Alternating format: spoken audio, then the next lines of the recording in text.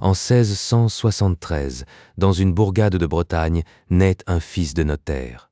Montfort-la-Canne, à 20 km de Rennes, au bord de la rivière du Meux, un enfant parmi 18 frères et sœurs. Son père est procureur au présidial de Rennes.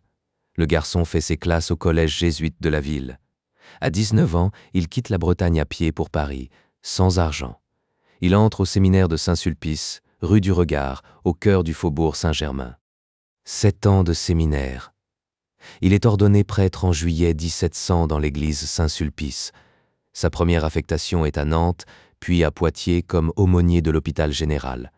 Il rencontre là les indigents, les abandonnés, ceux qui meurent sans ressources. Il fonde avec une femme, Marie-Louise Trichet, une école pour les pauvres de Poitiers. Ce sera le premier noyau des Filles de la Sagesse. Il prêche des missions dans les campagnes du Poitou et de la Vendée.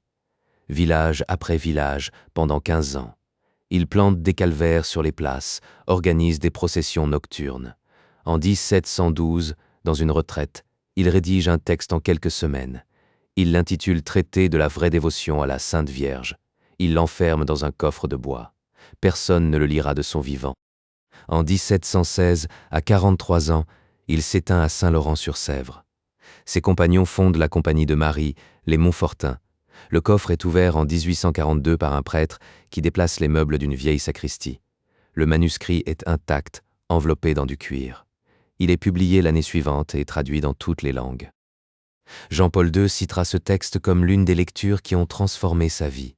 Les Filles de la Sagesse compteront des milliers de membres sur 5 continents.